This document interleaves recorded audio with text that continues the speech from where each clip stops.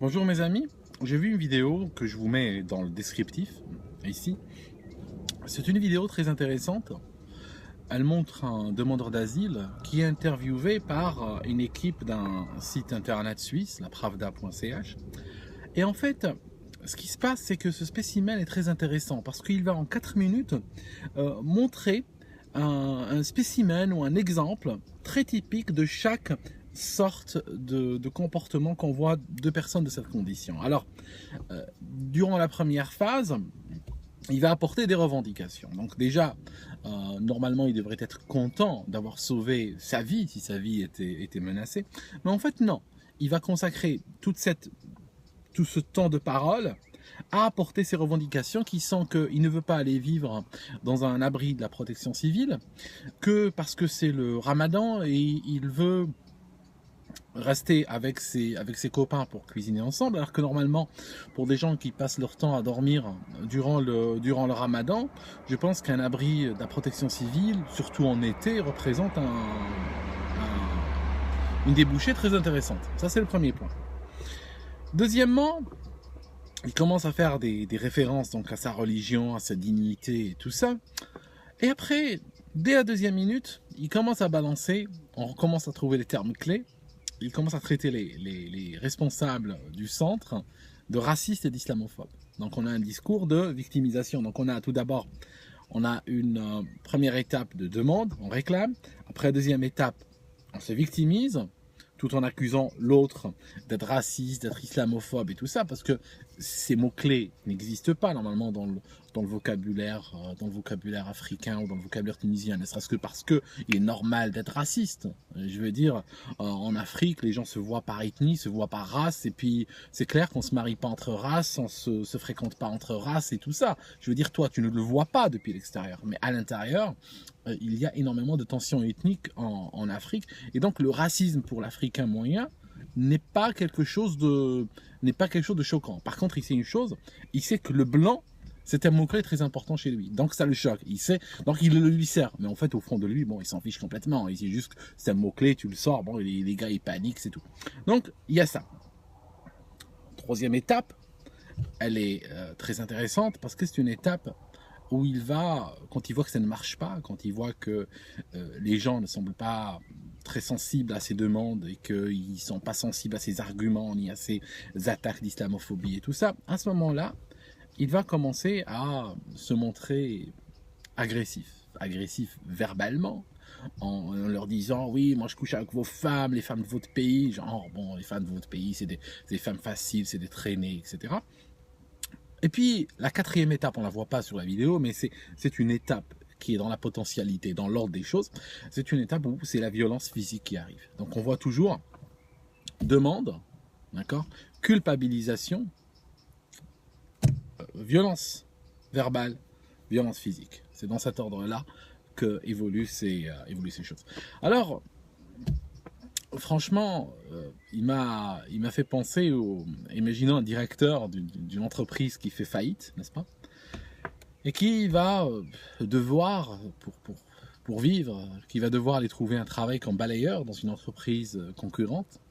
Et quand il arrive chez eux, il va invectiver les employés, les dirigeants de cette entreprise en leur disant « Écoutez, c'est pas comme ça que ça se passait chez moi, dans mon entreprise. » En fait, oui, mais ton entreprise a fait faillite. Ça signifie que tu pourrais même nous aider à nous expliquer comment ça se passait dans ton entreprise d'origine. Et tu pourrais, comme ça, nous aider pour que, ne serait-ce que par inadvertance, on ne se retrouverait pas à imiter ton entreprise d'origine. Voilà, ça serait un service qu'il pourrait rendre à la nation d'accueil, n'est-ce pas? Et puis, l'autre point que je trouvais intéressant, c'est que il traite les Suisses donc d'islamophobes, alors que lui-même, j'imagine qu'il doit avoir, si je prends son raisonnement, il doit avoir un bon fond d'islamophobie chez lui, parce que pourquoi il n'est pas parti vers un pays musulman? Il déteste les pays musulmans, je veux dire, il y a plein de pays musulmans, je ne sais pas moi, il y a l'Égypte, il y a la Malaisie, il y a la Tunisie, il y a la Libye, il y a l'Irak, il y a l'Iran, je veux dire, il y a énormément de pays musulmans qui auraient été même plus proches que la Suisse depuis la Tunisie, n'est-ce pas? il aurait pu, je sais pas, il a des frontières terrestres avec l'Algérie, il aurait pu aller chez les Algériens demander l'asile. Parce que là, il aurait eu le traitement algérien, et puis on aurait même respecté ses désirs pour faire le ramadan et tout ça, hein, vous comprenez. Et en plus, un autre point, il dit qu'il couche avec les femmes suisses, et là je pense que les Suisses, s'ils avaient été un peu plus islamophiles qu'ils le sont, je pense qu'ils auraient dû lui appliquer la sanction islamique dans ces cas-là, qui consisterait à l'attacher sur un arbre et à le fouetter violemment de 100 coups de fouet. C'est ce que fait l'Arabie Saoudite, n'est-ce pas? Alors voilà, on a quelqu'un qui débarque, puis qui tient un discours complètement incohérent, et immédiatement commence à apporter donc son grain de sel dans le fonctionnement du pays. Je trouve ça ahurissant. Mais je vous dis un truc. Moi, pourquoi j'aime pas ce genre de personnages, j'aime pas ce qu'ils font, c'est parce que pour moi, le droit d'asile est un droit très important, est un droit sacré, et je suis sûr qu'il y a énormément de gens de qualité qui ont été sauvés par le droit d'asile depuis des siècles, parce qu'ils ont pu aller, quand leur vie était menacée, ils ont pu aller ailleurs, demander l'asile. Et ce qui se passe, c'est qu'aujourd'hui, à cause de ces abus, parce que c'est devenu systématique, hein, je pense que là on se le cache pas, les rapports suisses, certains demandeurs d'asile, par exemple, j'avais lu, je vous dis de mémoire, je crois pour le Nigeria, ils étaient à 99% impliqués dans le trafic de drogue. Ça signifie qu'on a aujourd'hui des mafias de trafic de drogue qui envoient donc des trafiquants en Europe. On a aujourd'hui des mouvements terroristes qui utilisent ce moyen et qui envoient des terroristes. Le gars qui était la tête pensante de l'attentat du musée du Bardo à Tunis est arrivé par bateau en Italie, hein, je vous signale. Il y a même des photos de lui débarquant du bateau. Donc, c'est devenu une sorte de porte ouverte à des gens qui veulent rentrer sans montrer de passeport. Parce qu'il y a un autre truc qui me choque par rapport à cette histoire de demande d'asile, c'est que j'entends des chiffres, oui, on nous a fait payer 5 000 € par personne, 7 000, j'ai entendu des chiffres ahurissants. C'est le prix que payent ces gens pour passer. Alors qu'il y a plein de gens en Europe qui travaillent, qui seraient incapables, même si leur vie en dépendait, de sortir 5 000 € sur canapé maintenant, sur le demande. Et alors là où ça devient très intéressant, parce que quand tu regardes mathématiquement, quand tu es dans un pays africain, je veux dire, les vols vers les capitales européennes, allez, 400, 500, 600 €, tu y es. Hein. D'accord? Je veux dire, pourquoi tu vas payer 500 € à un enfin, je veux dire 5 000 € à un passeur, si un avion peut te transporter dans de meilleures conditions de sécurité en quelques heures pour 10% du prix, n'est-ce pas? Et en fait, la raison, c'est qu'en passant par le passeur, par le biais du passeur, par ces mafias de traite humaine, tu peux rentrer en Europe sans montrer de passeport, sans montrer de documents, et finalement leur donner le nom, la date de naissance et l'origine que tu veux. Donc ça permet, si vous voulez, de faire un reset des compteurs. C'est ça tout l'intérêt de la chose, je pense, parce que sinon ça n'a pas de logique en fait. Hein, vous comprenez, ça n'a pas de logique du tout. Payer 10 fois plus cher pour un service de ce niveau-là. En fait, le seul attrait que je vois à travers, c'est la possibilité de rentrer sans montrer de documents, sans montrer de passeport, sans montrer rien du tout. Écoutez, je sais pas où ça va, mais en tout cas, je vais vous dire un truc. L'immigration de laquelle je vous parlais dans ma voiture depuis des années, donc l'immigration de l'étudiant qui reste après son visa d'études, l'immigration de réunion familiale, d'incruste, du touriste qui s'incruste et tout ça. C'est une immigration qui, de la perspective de ce qui se passe aujourd'hui, on va presque la regarder avec nostalgie.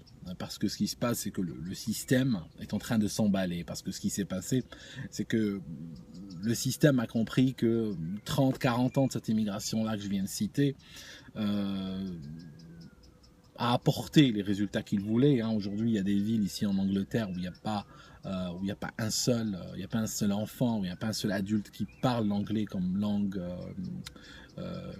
maternelle. Et ce qui se passe, c'est que ils ont envie d'aller plus vite. Parce que les gens commencent à se rendre compte, parce que les gens commencent à ne plus accepter cette immigration-là. Donc aujourd'hui, ce qui va se passer, c'est qu'il va falloir aller beaucoup plus vite. Et aller beaucoup plus vite, c'est quoi? C'est passer à l'étape industrielle. Ça signifie utiliser l'armée, les gardes-côtes et tout ça pour véhiculer des gens par centaines de milliers, par millions, on passe par-dessus ces étapes de l'étudiant qui s'incruste, du visa, du machin. Là, on ramène direct et on lâche sur le territoire parce que on sait que les gens sont en train de se rendre compte, qu'ils sont en train de se rendre compte qu'il y a des choses qui sont en train de changer en profondeur et qu'on va vers un système qui n'est pas viable. On a ici en Angleterre, on a une ville où il y a des familles entières qui ont rejoint ISIS. On vient d'avoir le plus jeune kamikaze d'ISIS qui est né en Angleterre. Donc les gens sont en train de devenir de plus en plus critiques sur un certain type d'immigration. Les Occidentaux sont toujours très raisonnables, très intelligents, très réfléchis. Je suis sûr que le même type d'immigration ou le même type de déplacement de population ou de remplacement de population dans un pays africain aurait causé des frictions meurtrières il y a beaucoup plus longtemps que cela, mais l'occidental est quelqu'un qui est beaucoup plus réfléchi, beaucoup plus carré, et en fait il commence à comprendre malgré tout qu'il y a quelque chose qui ne va pas.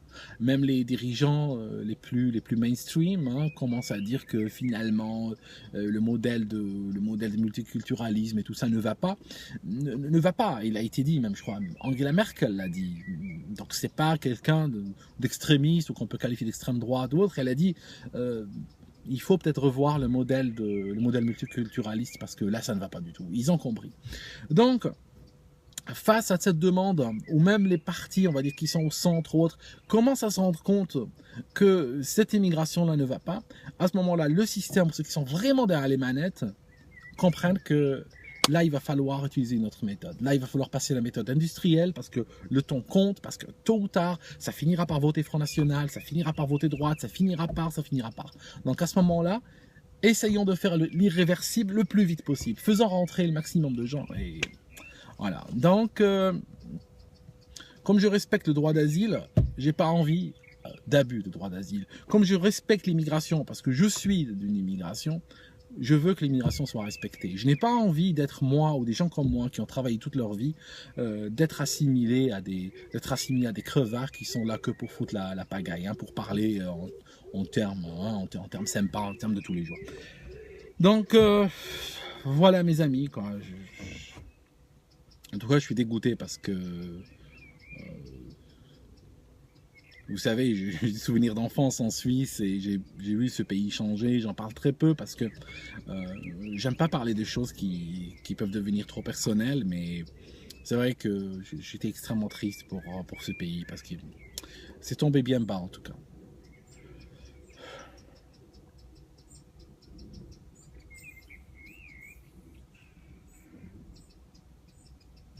Enfin, je vous laisse mes amis et puis on espère que ça ira bien à la fin. Je sais pas comment, mais je continue d'espérer.